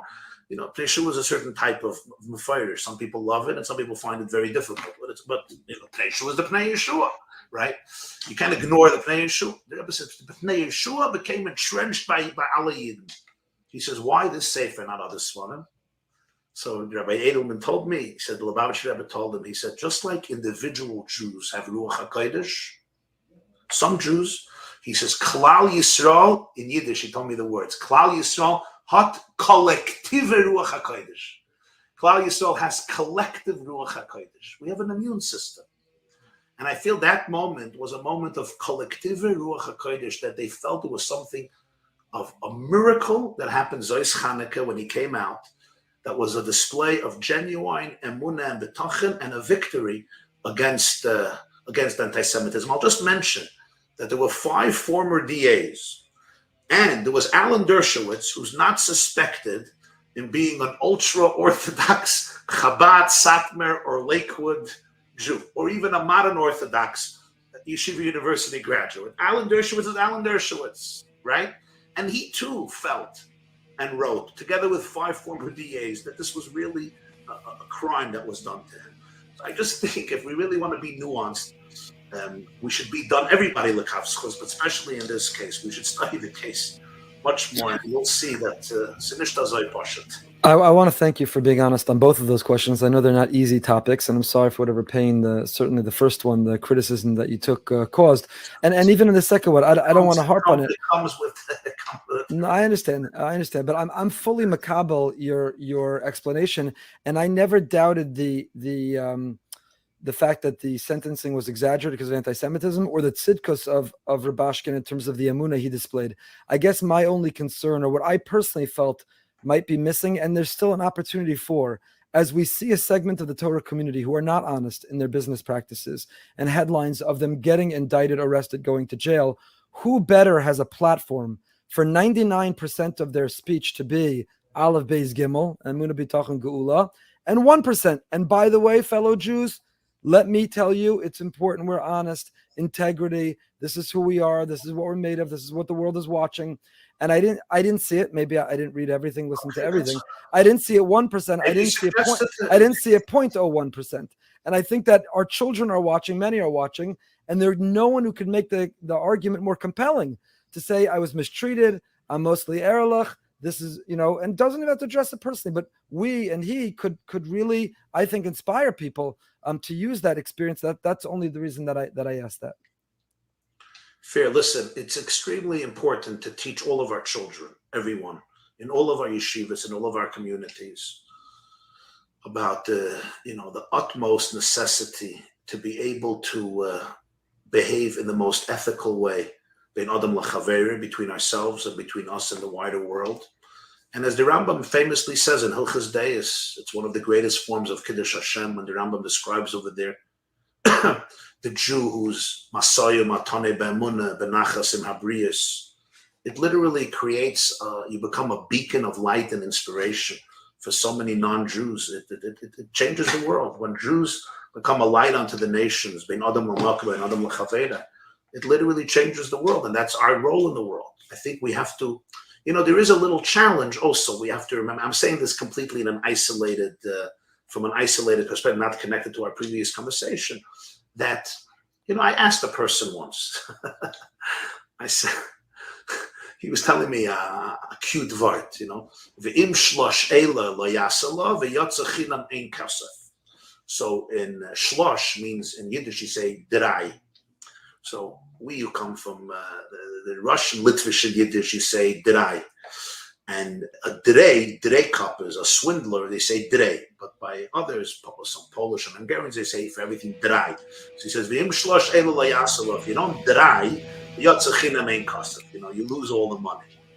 And I said, listen, Jews have been suffering 2,000 years of anti-Semitism. In the old country, they felt that, if you sometimes say things as they are, you're going to go out without anything. Just like people felt with child molestation. You're not allowed to go to the police because it's Messira, right? You're being moister the Jew beyond akum, and it'll be hung on the gallows. But that's not the case. That's not the case. The fact is, we as a community could not deal with child abuse on our own. We tried. It didn't happen. It failed miserably, time and time again, with the poor victims suffering in silence and anger. So Jews also have to remember that we're living today in a world where, even though there's a lot of anti-Semitism, the opportunity to become a voice in the moral conversation of mankind is a gift that God gave the Jewish people in our century that is unprecedented. And when, instead of becoming that moral voice and moral presence and moral beacon of light, instead we retreat into a cocoon and we forfeit a historic opportunity of enlightening and elevating the landscape of human civilization, we are forfeiting our unique mission in history.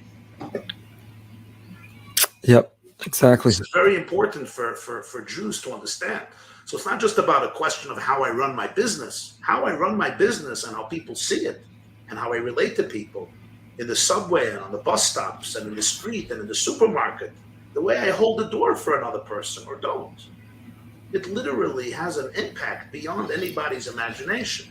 People who walk around with a consciousness that I want to be an ambassador of love, light, hope, truth, authenticity, Avos Hashem, Avos HaTorah, Avos Yisrael, morality, Midas Tovos, they influence people beyond their imagination, and lahepach. It's a great place to leave it with that inspiration, that motivation, and that charge to us.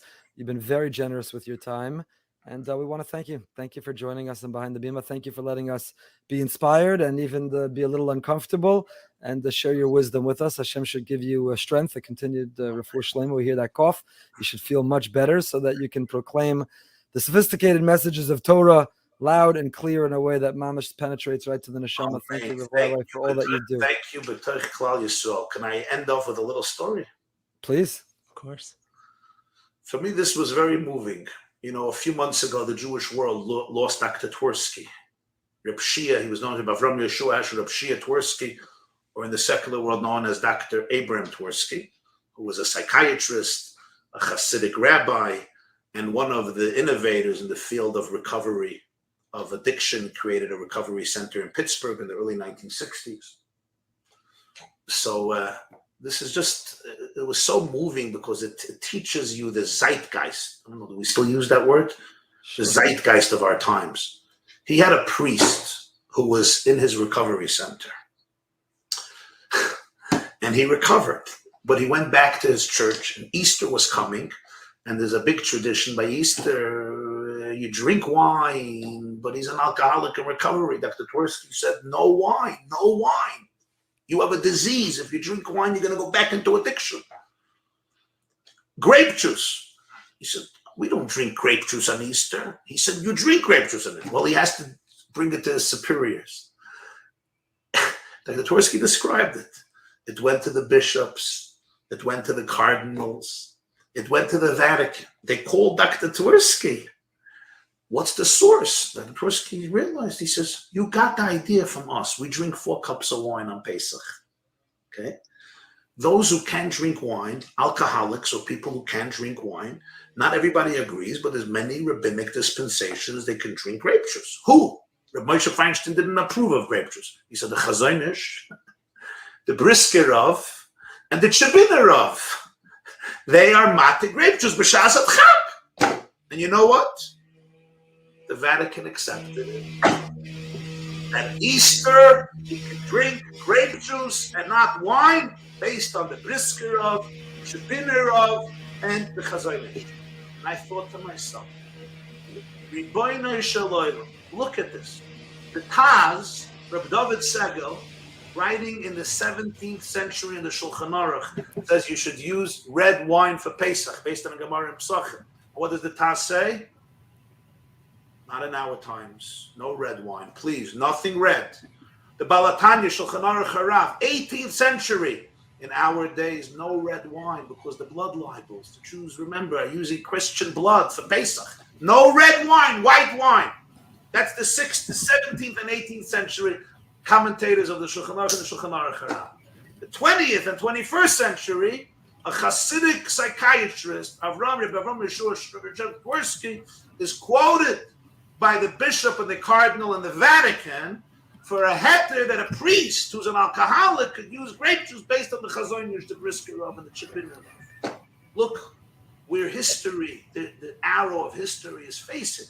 This is an opportunity for the Jewish people to become moral leaders and influences of a world waiting for me.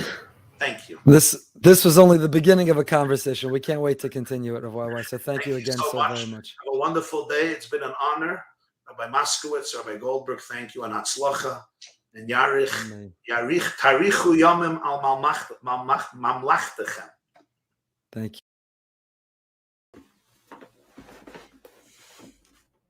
Rabbi Moskowitz, what an interview. It went on longer and longer, and in some ways it did, because we continued a conversation with Rabbi YY, and we'll have to share that at some other point in some other context. But what about that long conversation? Stimulating. I don't think we realized how much time had passed, because it's just so it captures you. What stood out for you? Every part of it. No, I really mean that. Every part of it was fantastic and something to learn from. You know, for me personally, probably the part that resonated the most, and which was news to me really, was the description of what it was like as the transmission of the Rebbe Sichos. And for me, that's so juicy on so many levels. First of all, just the notion of when he described a 3-day yontif, how they would memorize 10, 20, 30 hours of shirim and then have to stay up all night afterwards, and how he had what he called post-Shabbos stress disorder because he was so worried about communicating and coming, and making sure that every idea came through properly. I thought the fact that they had a debate about what the Rebbe actually said and what the Rebbe actually meant and how they would record it for posterity, I think was fascinating also, because for anyone who's ever learned Gemara or wondered about the transmission of Torah Sheba'al Peh, to me, that was such a vivid imagery of what it must have been like when you sat in the shiurim of Rav and Shmuel and Abai and Rava, and how sometimes you have a machlokas 2 generations later. It's, after a 3-day yontif, they debated what the Rebbe meant. And now you got a sense for how the transmission of Masorah took place. So for me, that was fantastic. For me, the overall reverence that they had, an understanding of the historic nature of what they were listening to, I found very inspiring. And again, something that I don't necessarily know that I appreciated or ever was in tune to. Maybe for the Chabad people who are listening to us, they're much more in tune for that. But for someone who didn't grow up in Chabad and wasn't really exposed to them growing up, it was just such a fascinating conversation, something I completely overlooked that you and I benefit from, but that he was on the front lines for. When we talk about behind the Bima, that was behind the Bima. It was going through stories that people never would have appreciated, never were in tune to, and we gave them a front row inside seat to it. There's not a lot of people you could go behind the Bima about the Rebbe, Trump, Rabashkin, who every thought is communicated through the filter of a Dvar Torah, where he didn't prepare, he didn't know what we were going to ask, and he didn't prepare Divrei Torah. It's simply how he thinks. His vocabulary is the vocabulary of using Torah to communicate ideas. He's just super, uber impressive. I love what you just said. I hadn't thought about it in that way. The fact that Talmidim on Motzei Shabbos could debate what he said is such an insight into, if he's still alive and in the other room and you're debating what he just said, then imagine, like you said, generations or years later, we understand why in the Gemara, no, I remember he said it this way. I remember he said it that way. You see the same thing with Rav Soloveitchik, with the Rav, where different Talmidim remember him saying different things. Maybe 2 different Talmidim he said different things, where they remember it differently, and it does give us that insight. I was moved very much by his conversation with Rav Steinsaltz, that's all. And Yes. first of all, we were privileged to have Rav Steinsaltz in our community. He's an individual we would love to have go behind the Bima if we could have. But he was that sharp personality who didn't hold back. And I love that.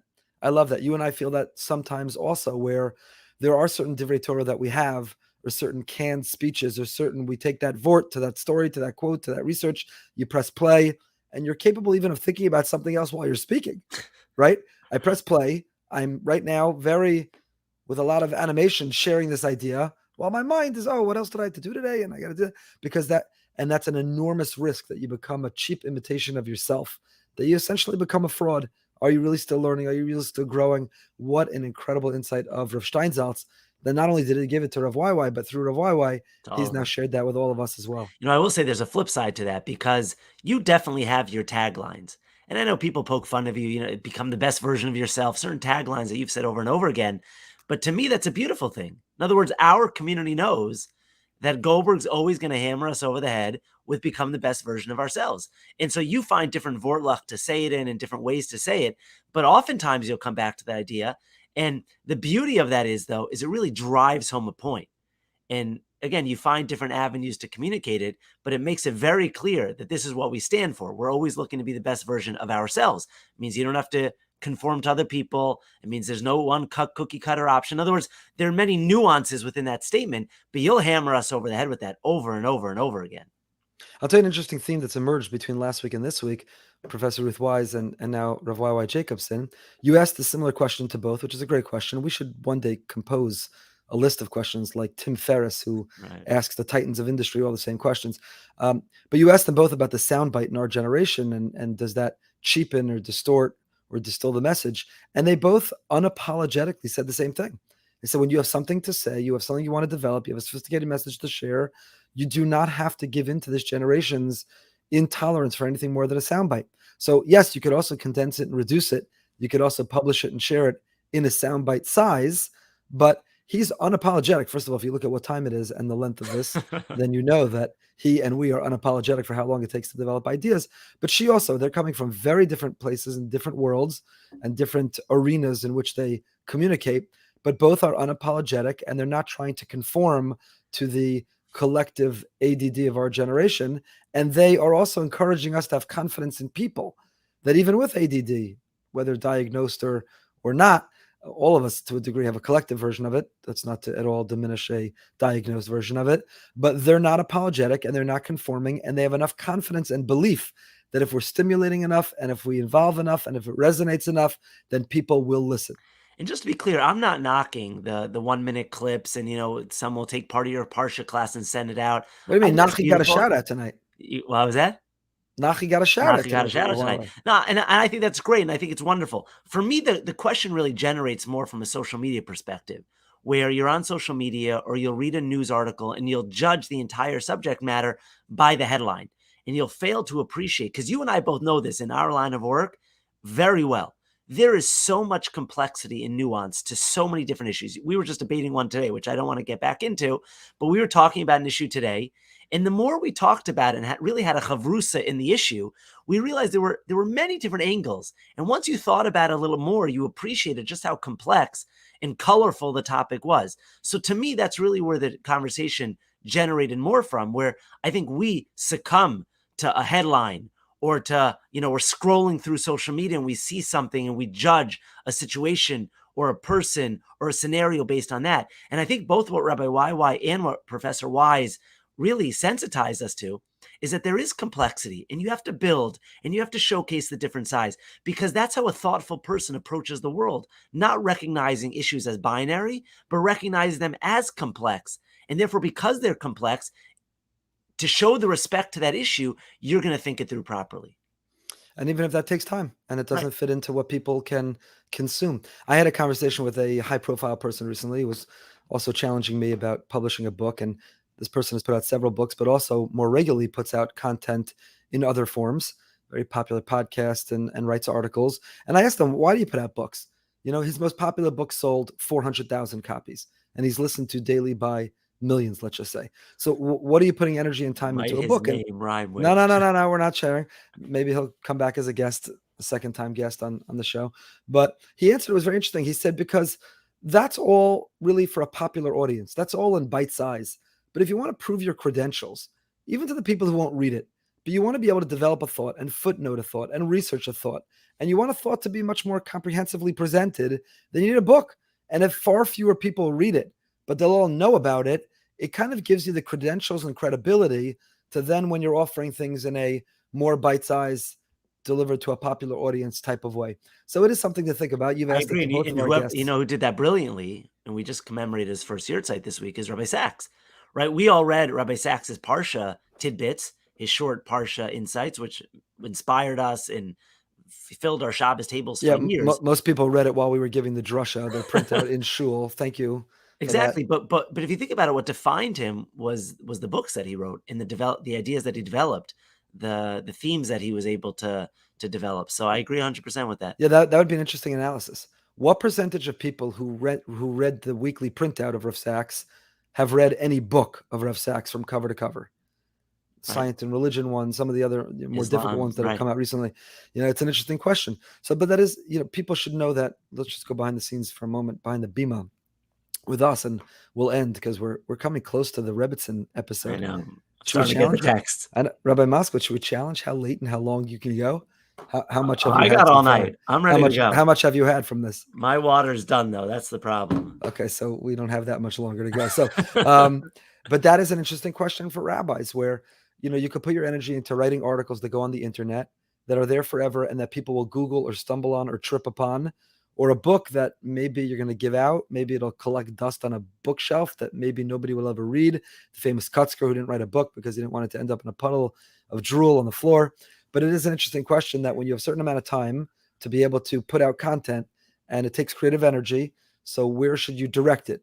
And what is the value of the written book today versus the online website article versus the make a video versus the produce a podcast? All kinds of questions. I'm still, again, I haven't written a book, admittedly, but I'm still old-fashioned in this conversation, where I still believe that there's something about a book on a bookshelf that gives someone a certain set of credibility that again exists for posterity.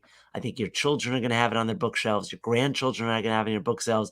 Your great-grandchildren, more than your shirim and more than your articles, they're going to have that book on their bookshelf. And someone's going to come over for a Shabbos meal and say, "Oh, you were Rabbi Goldberg's great-grandchild," and they're going to talk about that with such pride. You don't get that with an article, and I don't think you get that with YouTube.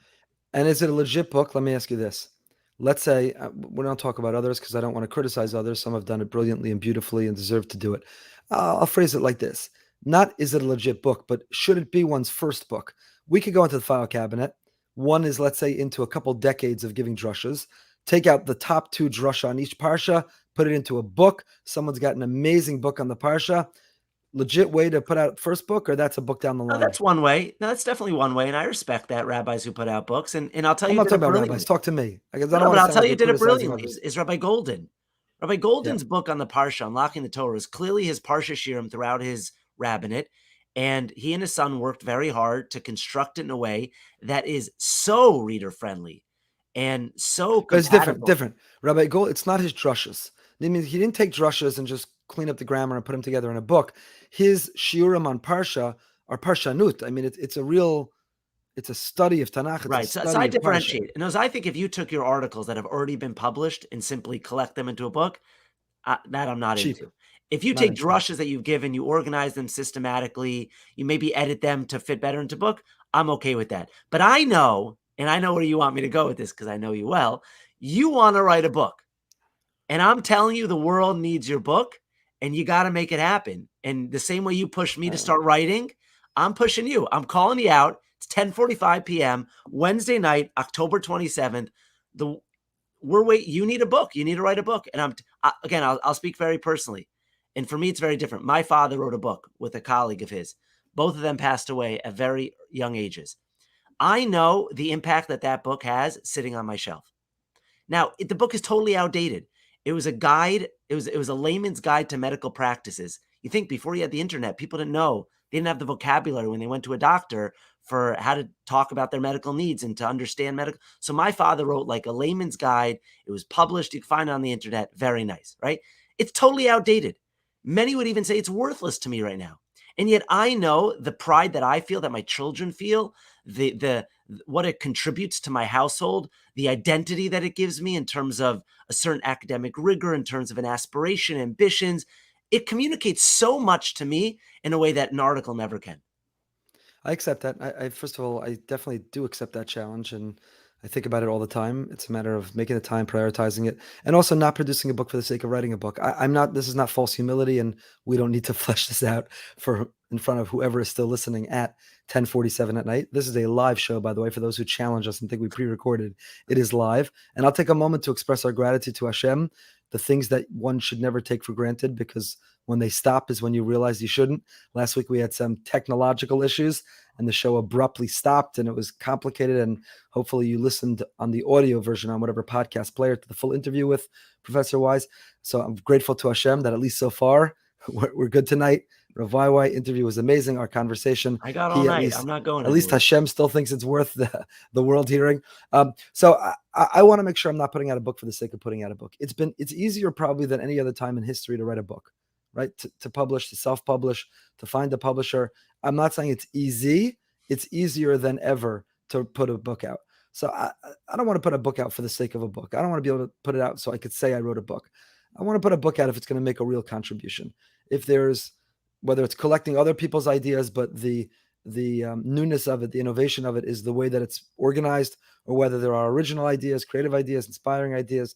So, I'm giving. Okay, I'm going to call you out right now because I'm going to direct you and our listeners to the introduction of the Chovas HaLevavos.